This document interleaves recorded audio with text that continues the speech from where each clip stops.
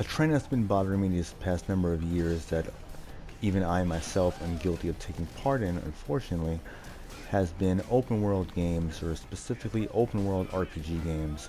And while on the surface the idea of certain games or series or developers working on these type of games may seem promising, the end result usually, at least in my opinion and from my experience, has been rather mediocre at best.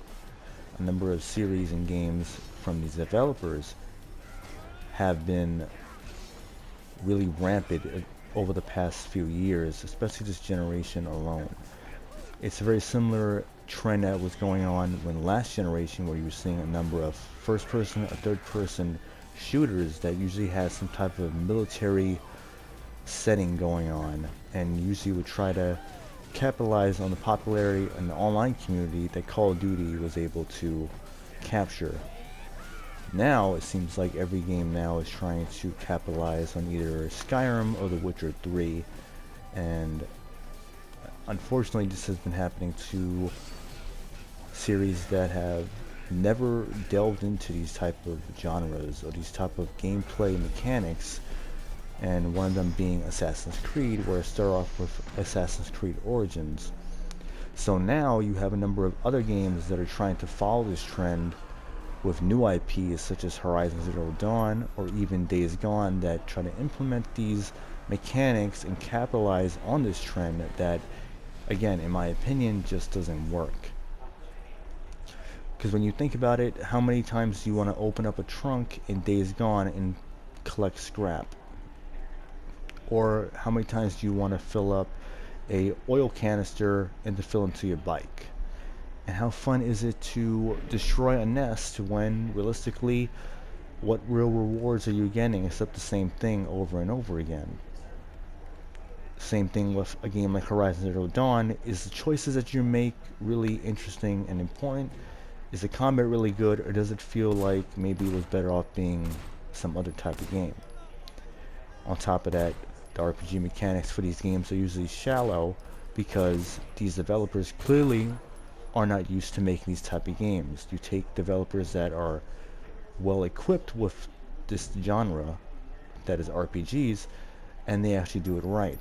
Such as the other examples I pointed out before, like Elder Scrolls, or The Witcher, Fallout, or even other developers that made some lesser known or more of the janky type of games like Piranha Bytes with the Gothic, Risen, or even Elix games, just to point out, or even, well, I guess BioWare in its heyday with the Dragon Age games, or Baldur's Gate, or even Star Wars Knights of the Republic. And then you also have another developer that's well aware of how the RPG genre works, for the most part, is Obsidian. Now, not all these games are perfect, and that the developers have never been at fault with some of these games, whether if they were sequels or new IPs, where they were always improving upon every single aspect. But the point I am trying to make is that I miss games that had a clear focus on what they were doing. Nowadays, it just seems like they're constantly trying to blend in genres and trying to go with what is the hot trend. And usually it's to pad out the game and make it longer than it needs to be, because 10 or 15 or 20 hours apparently is not enough. Now it has to be 50 to 100 hours in order for people to, I guess, justify spending $60. Where I can personally tell you that Devil May Cry 5 or Spider-Man on PS4 was well worth the money for $60 for its length, because it didn't have to be a game that had to stretch out its content and story and restrict you with levels and all this other nonsense going on with crafting and so on and so forth, where it was straight to the point and it was fun and it was rewarding at the same time, and it knew what it was trying to be, and it was never trying to become something that it clearly was not. And even other games that are suffering from it that can also benefit from just being a simple open world game, such as Sleeping Dogs, or even the Grand Theft Auto games and Saints Row. Those games, not trying to follow this RPG trend, and that are just simply open world games that you can have fun in and progress from the story without having to deal with a bunch of nonsense such as, again, crafting or having to be stuck because you're at a level and now you have to do a bunch of meaningless side quests in order for you to actually get to that level you have to be.